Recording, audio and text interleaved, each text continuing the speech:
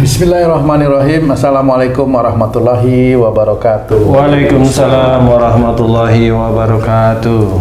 Para pemirsa dan sahabat beriman dimanapun berada, alhamdulillah kita berjumpa lagi di Ustadz Danu Official Channel. Semoga kita selalu dalam lindungan Allah Subhanahu wa Ta'ala. Amin ya Rabbal Alamin. Di video kali ini kita akan ngaji lagi bersama guru kita semua, Pak Ustadz Danu. Assalamualaikum Pak Ustadz. Waalaikumsalam warahmatullahi wabarakatuh. Assalamualaikum Pak. Waalaikumsalam Pak Tung. Amin. Alhamdulillah. Assalamualaikum Mas Eko. Waalaikumsalam warahmatullahi wabarakatuh Pak Tung. Amin. Alhamdulillah. Nah, para pemirsa dan sahabat beriman dimanapun berada, kali ini tema kita tentang satu penyakit yang ini luar biasa kalau ada yang kena. Nah, Pak Ustadz, saya pernah kena asam urat di daerah kaki sini Pak Ustadz, di daerah apa namanya ini, ibu jari lah.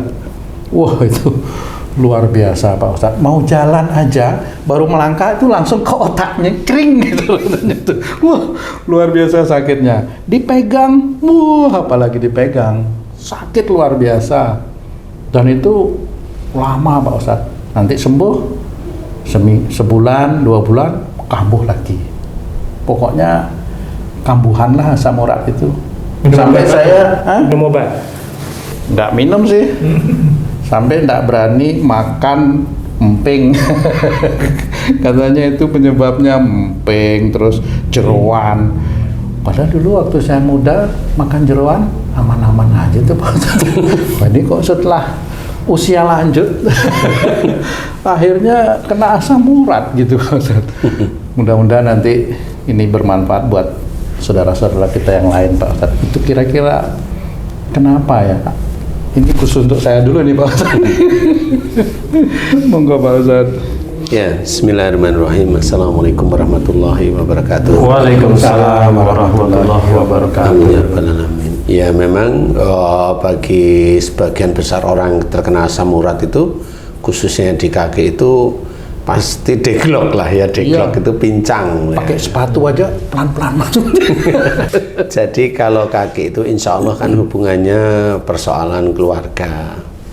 Kalau telapak kaki ini kan memang harus menghadap ke depan, harusnya memang itu sebenarnya adalah mengarahkan perjalanan kaki. Kalau itu di jempol, itu insya Allah hubungannya dengan imam. Oke. Ya, hubungannya dengan imam. Kalau jempol kakinya yang kena, itu berarti imamnya dalam mengarahkan di dalam keluarga itu penuh dengan emosi, ego, kekakuan, seperti itu. Emosi, marah, ego, jadi akunya harus didulukan, kekakuan, jadi harus ngikutin. Cocok kalau itu Pak Ustadz. Maksudnya? Jadi kalau nyuruh keluarganya itu ya harus gitu, Cocok, nurut. cocok itu. Oh, tapi apakah karena laki-laki imam baru di jempol kaki, kalau wanita? Wanita jarang asam urat walaupun ada, tapi jarang. Sama seperti umpamanya yang sering kena penyakit jantung itu laki-laki, perempuan jarang. Tapi ada nggak? Ada sih, tapi prosentasenya sangat-sangat kecil. Jadi karena jantung itu berhubungan dengan ego. Nah, yang biasanya ego muncul laki-laki, perempuan ada nggak? Ada sih, memang. Perempuan banyak perasaan ya Pak Ustadz? Banyak main perasaan. Ya. Ustadz tadi bilang di jempol tuh imamnya ego, aku, emosional. Kalau teman saya ada nih Ustadz, seorang Ustadz, kalau mempunyai sifat-sifat itu dia beralasan mengarahkan sesuatu yang baik ke keluarganya, walaupun dengan emosi dan ego tetap kena Ustadz. Kan kita harus ingat la ikraha fiddin. Tidak ada paksaan di dalam agama Islam. Walaupun di keluarga Pak Ustadz? Iya sama. Jadi pada saat dia itu memberikan nasihat, jangan disamakan dengan memaksa. Tidak ada paksaan di dalam agama Islam, itu memang harus dengan kelemah lembutan. Walaupun umpamanya dia seorang ustadz, iya. Semua nggak masalah ustadz, ustadz itu kan jabatan di dunia. Persoalan ketaatan seseorang kepada Allah Ta'ala itu kan tidak dilihat dari ustadz atau tidak ustadz. Ketaatan kepada Allah Ta'ala itu ya dirinya dengan Allah. Oh, jadi saya ingat cerita-cerita tentang Nabi, khususnya Nabi Nuh nih Ustaz. Dia menasihati istrinya untuk mengikuti ajaran suaminya, tapi istrinya nggak mau mengikuti. Nah, di situ Nabi Nuh tidak memaksa secara kekerasan. Iya memang, makanya nggak ada paksaan.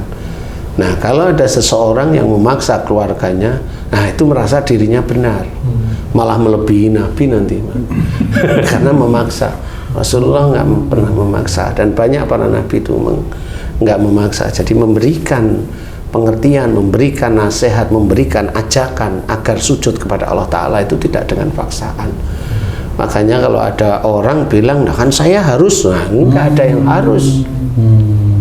Kalau memberikan nasihat, saya harus memberikan nasihat. Harus itu memaksa loh. Tapi kalau tugasmu apa? Saya memberikan nasihat. Nggak perlu harus. Di titik mana harusnya? Kalau mamanya di titik ke orang yang kita ini, saya harus memberi nasihat kamu. Nah, ini menyuruh dengan paksaan. Tapi kalau tugasmu di hadapan Allah sebagai imam apa? Harus memberikan nasihat. Kan gitu. Kesini harusnya. Ya. Bukan ke orang gitu. Harusnya untuk ke kita, bahwa itu suatu kewajiban karena kita imam. Makanya ajakan Nabi Nuh kepada istri dan anaknya itu kan terus disuruh. Nggak ada marah, nggak ada, memang terus disuruh. Walaupun beliau maaf akhirnya harus kehilangan istrinya ya Pak Ustadz ya. Kan nggak mau ikut ya. Iya, kalau sebenarnya kan itu bisa aja memang takdir dari Allah Ta'ala kalau sudah terjadi. Makanya kalau momennya ada orang yang kepingin kehilangan istrinya itu ya harus di Tapi tetap harus nasihatin terus. terus. Nah itu yang biasanya yang langsung berhubungan itu yang ngomong langsung tadi. Lah wong nasihati terus asam urat. Akhirnya nggak jadi. Kalau ibu jari ya Ustaz, kalau di lutut Ustaz, sama nggak Ustaz? Sama, kalau di ibu jari itu dia itu merasa dia yang harus memberikan sesuatu, memberikan atau menyuruh atau mengajak seperti itu. Karena di daerah ibu jari ini daerah untuk mencari jalan ke depan. Ini sebagai imam. Jadi nanti kalau di sini daerah sini ini daerah makmum. Gitu. Jari-jari yang lain ya. Jari-jari yang lain itu sebagai makmumnya. Kalau saya begitu, analisanya itu seperti itu. Nggak ada telunjuk apa, jari tengah apa? Iya sama. Ada juga. Kalau itu tangan, kalau jari kaki enggak ya. Jari kaki imam. Kalau jari ya hanya imam sama makmum aja. Kalau umpamanya di daerah belakang kelingking jari umpamanya ya, di belakang ya. Kan biasanya kan di daerah jempol gitu ya, itu di belakang kelingking ada biasanya. Itu gimana itu caranya? Nah, biasanya orang itu kalau dikasih masukan tahu, dikasih masukan baik, dia ngeyel dengan egonya dia. Itu kebalik jadinya. Nah, itu di daerah kelingking malahan. Karena dia makmum itu tadi. Dia makmum. Dikasih tahu nggak mau, ngeyel aja dengan kekeh dengan itu. Jadi yang saya amati itu. Jadi kalau di ibu jari, dia orang ini biasanya sebagai apa namanya? Imam itu. Mendominasi. Oh, mendominasi. Jadi bisa aja kalau seorang wanita dia sakit asam urat di situ. Nih si wanita ini mendominasi dia sebenarnya. Malah jadi kepala keluarga dia. Merasa sebagai kepala keluarga sehingga imamnya disingkirkan, dikudeta. Iya, nah itu memang iya benar. Jadi dia merasa dia mendominasi istilahnya seperti itu. Nah ini juga gambaran. Jadi itu ada unsur kekakuan di dalam mengatur. Sebenarnya dalam mengatur ya, dari di jempol kaki itu mengatur. Kalau momennya di kelingking itu ngikutin perintah sebenarnya. Jadi kalau di kelingking itu ngikutin perintah pimpinan. Kalau dia ada di belakang kelingking itu bengkak asam urat, ya orang ini sebenarnya kalau dikasih masukan ngeyel gitu aja. Ringannya paling ringan gitu. Dia punya pendapat sendiri, enggak kalau saya maunya begini, walaupun dia nggak harus di depan orang yang ngasih tahu, nggak harus seperti itu. Nah itu kalau di jempol ini orang yang apa, imam atau orang yang mendominasi di dalam keluarga. Nah nanti kalau di lutut itu di dalam menjalankan kehidupan berkeluarga. Nah, itu beda lagi. Oke Ustaz, kalau seorang imam yang egois, emosional, kaku sehingga mendapatkan asam urat, Ustaz, si imam ini kan mempunyai sifat demikian, ada latar belakang ilmu yang dia merasa lebih daripada anggota keluarganya. Nah, sekarang gimana Ustadz kalau imamnya ini merasa kurang dibandingkan dengan istrinya, tapi dia mempunyai sifat seperti itu, jalan keluarnya gimana nih Ustadz? Imamnya nggak punya ilmu nih Dibandingkan dengan istrinya, banding dengan istrinya, tapi dia mempunyai sifat seperti itu, emosional dan lain-lain. Dalam menjalankan keluarganya itu, dia harus apakah diskusi sama istrinya, apakah gimana supaya nggak kena asam urat? Nah, ini macam-macam ya kalau ini sudah. Jadi dia sendiri ilmunya nggak punya, tetapi kaku, arogan, kan gitu ya, egois, kemudian emosional, kan gitu nih. Nah, ini sudah karakter sejak awal sebenarnya. Ini walaupun ini suami itu seperti itu, ini suami ini gayanya gaya jalanan. Biasanya dia nyari rezeki juga awur-awuran. Seperti itu. Karena apa? Nah, karena dia sendiri ilmunya nggak tahu, kemudian dia juga nggak diskusi dengan istrinya, dan dia memaksa istrinya, padahal istrinya dari sisi agama itu lebih mengerti, namanya. Nah, ini suami ini istilahnya itu kurang soleh di hadapan Allah Ta'ala lah. Ya, seperti itu memang tidak boleh. Memang kalau memang itu dari istri, hanya memberikan nasihat, Pak, jangan seperti itu, kan gitu ya. Pak, itu salah, ngeyel nih, ya biarin aja Pak, itu ini ngeyel sampai dia nanti asam urat. Ya paling haduh 2 minggu kan pegangin kakinya, kan gitu. Nah, itu sebenarnya cara Allah mengingatkan si suami sebenarnya. Tapi kan banyak orang, walaupun seorang Islam itu tahu bahwa musibah itu dari perbuatan kita sendiri, sudah tahu, tapi kan banyak yang tidak mau tahu, banyak yang tidak mau tahu, atau banyak yang merasa dia nggak pernah ada dosa. Nah, disinilah akhirnya dia akan menjadi salah di hadapan Allah Ta'ala. Dosa demi dosa itu dia kerjakan. Alasannya kalau dia asam urat itu, loh, saya kan imamnya, saya harus nyuruh istri saya begini, saya harus nyuruh anak. Padahal itu apa yang dia omongkan itu sebenarnya adalah untuk membela diri bahwa dia itu arogan, kasar, emosional, egois seperti itu. Jadi dia tidak ada unsur imam. Imam itu gimana? Melindungi, ada rasa sayang kepada makmumnya, kan seperti itu. Nggak ada, dia nggak punya, dia hanya untuk membenarkan dirinya sendiri. Itu tidak boleh. Itu tidak boleh. Makanya banyak sekali teman-teman dakwah itu menyuruh untuk kajian. Datanglah pada kajian agar orang itu hatinya itu terbentuk dengan baik. Nah, insya Allah dari situlah mulai, umpamanya imam tadi mulai paham. Oh, selama ini istriku diam. Oh, selama ini istriku ngasih nasihat itu pelan-pelan itu karena takut saya itu marah, kan. Itu nanti kan terbuka ya. Insya Allah loh ya, insya Allah ya. Kalau dia diberi hidayah oleh Allah Ta'ala akan tahu. Kemudian mulailah dia dekat sama istrinya. Bu, aku itu kan ya nggak terlalu tahu agama. Nanti tolong kalau aku itu salah ditegur atau dinasehatin ya. Kalau umumnya aku kan emosional, kalau kamu tegur di depan anak-anak biasanya saya marah. Nanti ya ingetin, nanti negurnya waktu di kamar aja. Nah, banyak nggak seperti itu Ustaz? Nggak ada, jarang. Ini saya kasih tahu karena saya ngerti, karena ini jarang sekali laki-laki yang seperti itu. Atau memang laki-laki tahu istrinya itu ada banyak kekurangan, ya negor itu ya negor-negornya di depan anak tegur, depan temannya ditegur, jadi malu istrinya. Jarang sekali suami itu, jarang ya, walaupun ada, jarang suami itu menegur istrinya itu yang salah itu di kamar. Jarang sekali. Takut ini karena kelamaan waktunya jadi lupa kali. Ya enggak ya, diinget-inget lah. Pak Ustadz, diinget-inget lah. Pak Ustadz, ini saya ada teman di kantor ya Pak Ustadz ya. Bahkan itu bos saya lah di kantor ya. Beliau juga menderita asam urat itu. Nah, apakah bos saya di kantor itu menderitanya karena pekerjaan di kantor, apa memang masalah yang ada di rumah tangga beliau, Pak? Dua-duanya. Kalau yang namanya bos itu kan dia melakukan dua hal. Imam di rumah sama imam di dalam pekerjaan. Kalau imam di rumah kan kamu nggak akan tahu, tapi kalau di kantor gimana dia caranya? Kalau dia keras, kaku dan ya sudah betul. Saya pernah diturunin tuh. Pernah diturunin. Iya, Wah, dari iya. kapro jadi wakil kapro. Alhamdulillah ya. Kok gitu Pak Ustaz? Diturunin itu kan sebenarnya ada hikmahnya. Diselamatkan ya. Diselamatkan gitu. Tapi masih tetap ikut-ikutan kan? Tapi masih tetap ikut-ikutan kan? Ya tetap Walaupun ikut di wakil. situ. Iya. Kan bisa aja kalau mending diturunkan. Kalau mau langsung dibebas tugaskan gimana? Kamu bagian administrasi gitu gimana Pak? Makanya orang-orang yang asam urat itu walaupun dia muslim nggak ngerti asam uratnya itu dari mana, nggak ngerti. Sampai sekarang pun nggak ngerti.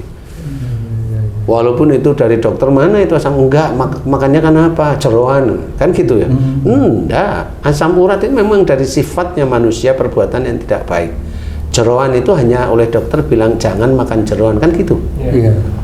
Tapi kalau yang tadi gambarannya kamu waktu muda makan jeroan terus kan nggak asam urat. Enggak. Nah, karena apa? Karena kamu nggak ada yang kamu atur. Nggak ada yang kamu atur, nggak ada yang kamu menjadikan, yang kamu atur menjadikan marah, menjadi egois, menjadi kan nggak ada. Oh benar ya. Kamu ngatur siapa coba? Wong kamu disuruh pulang aja nggak pulang, Bener. kan semaunya sendiri. Berarti di jempolnya lemes. Kan semaunya sendiri itu. Iya benar Pak Ustaz. Jadi nggak ada hidupnya. Itu harusnya itu jempol sama jari-jari kamu lemes gini harusnya. Jangan dong. Kan nggak bisa jalan nanti malah keliwir-keliwir gitu. Iya. Oh, Jadi iya. ya seperti itu. Karena kamu nggak bisa, nggak ada yang kamu atur. Itu kan ngatur itu sebenarnya. Itu ngatur di dalam menempuh kehidupan. Kalau di lutut itu kan mengatur di dalam menjalankan rumah tangga. Di lutut istilahnya, di bengkak lututnya seperti itu asam urat itu seperti itu. Jadi insya Allah kenapa dulu saya enggak lah, kan kamu nggak ada yang kamu atur. Benar. Wong kamu sendiri ngatur dirimu sendiri nggak bisa, mau ngomong apa sekarang? Wong kamu ngatur dirimu yang nggak bisa apa-apa itu, oh kamu sendiri ya santai kok. Kenapa kamu setelah punya istri, punya anak, lu kenapa kamu emosional kan gitu? Benar. Ya. Memang nggak ada pelajaran untuk menjadi seorang suami. Tidak diajarkan. Jadi itu salah satu cara untuk memahami bahwa jangan. Nah, caranya gimana? Belajar menjadi seorang yang peneduh ya. Jangan kalau menyuruh dalam keluarga itu entah istri, entah orang tua, itu jangan dengan kekakuan hati. Jangan merasa paling apa? Saya kan imam, saya kan suami, saya kan yang mencari uang di keluarga ini. Ini kan yang paling merasa paling. Seorang yang asam urat itu tetap dia nanti akan masuk di kalimat Al-Quran yang lain. Insya Allah seperti itu. Jadi wala nutikannahu minal adabil adna dunnal adabil akbar. Belakangnya la'allahum yarji'un. Ini dua kalimat ini harus dipahami.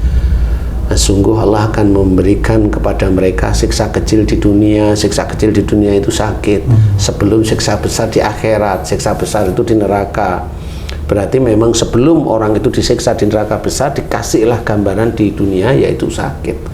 Jadi kalau Allah sudah bercerita begitu, kita nggak percaya, ya berarti orang yang nggak percaya dianggap oleh Allah Ta'ala kafir nanti. Nah, kita harus memahami ayat per ayat itu harus kita fahami. Makanya di belakang ayat tersebut la'allahum yarji'un, agar mereka kembali ke jalan yang benar. Nah, jalan yang benar itu apa? Sebenarnya diceritain Quran dan Sunnah. As-Sunnah ini sebenarnya jelas. Makanya ayo kita pahami Quran, kerjakan kita ayat demi ayat, kemudian itu juga tetap dikerjakan oleh Rasulullah melalui sunnah Rasulullah. Jadi kerjakan, kemudian dibarengi dengan hadis-hadis Nabi yang sahih, sehingga di titik itulah kembali kalau ada orang sakit apa dalam Quran. Kayak hubungan sebab akibat gitu. Memang makanya diceritakan wasyari'u ila maghfiratin min rabbikum, dan bersegeralah kamu ke dalam ampunan Allah. Lah itu kan jelas. Bersegera ke dalam ampunan berarti kita itu ada kesalahan. Asam urat itu ya dari kesalahan kita. Loh, dari kesalahan kita mana? Wa ma asabakum min musibatin fa bima kasabat aydikum.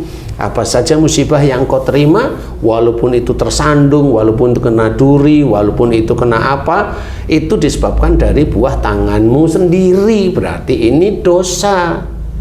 Sakit itu juga petunjuk dari Allah Ta'ala. Sakit itu juga ada hikmahnya. Sakit itu juga hidayah kalau memang mau faham. Sakit itu rasa sayang Allah kepada kita. Iya boleh, tapi dari mana sakit itu dimunculkan? Jangan tiba-tiba Allah memberikan sakit kepada kita, akhirnya nuduh Allah dolim sama saya, loh kan gitu. Karena merasa dirinya enggak berdosa. Itu sebenarnya kalimat demi kalimat yang salah itu.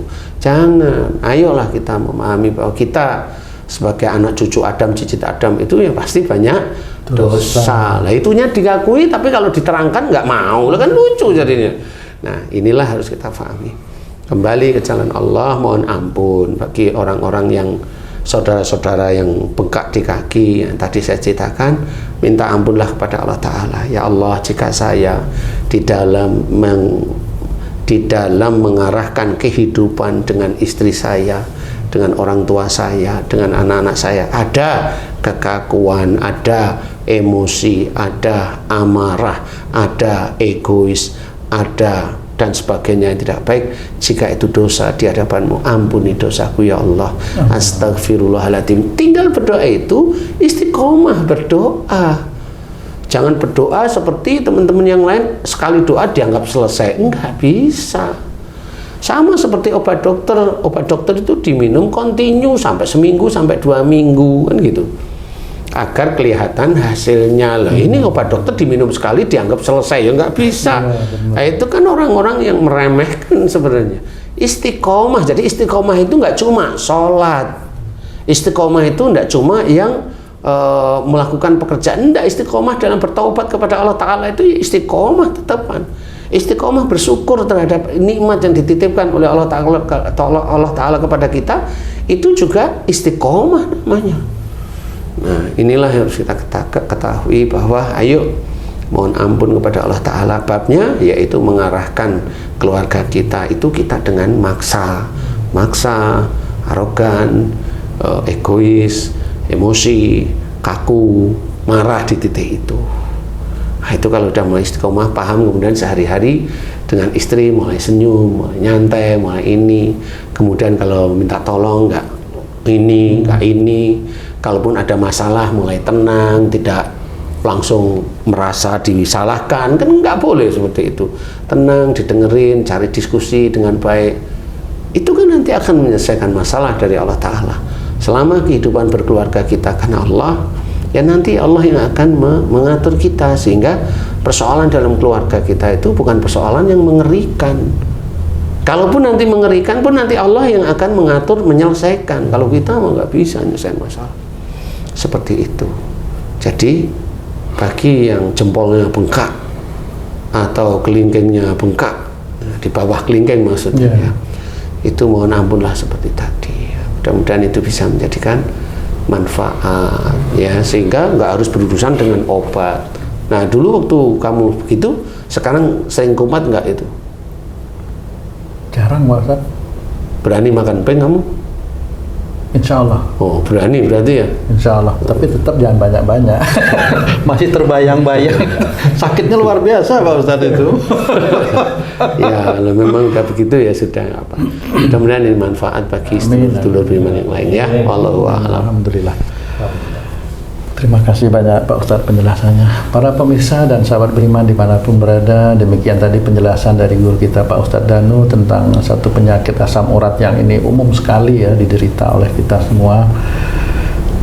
Bagaimana beliau memberikan analisa dan juga tadi ada sebagian doa, mudah-mudahan ini bisa diaminkan buat penderita ya, atau yang sedang mengalami sakit.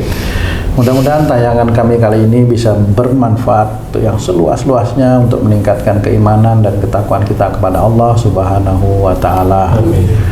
Saya Tung pamit diri, sampai jumpa di video kami yang lain. Wassalamualaikum warahmatullahi wabarakatuh. Waalaikumsalam warahmatullahi wabarakatuh. Alhamdulillah.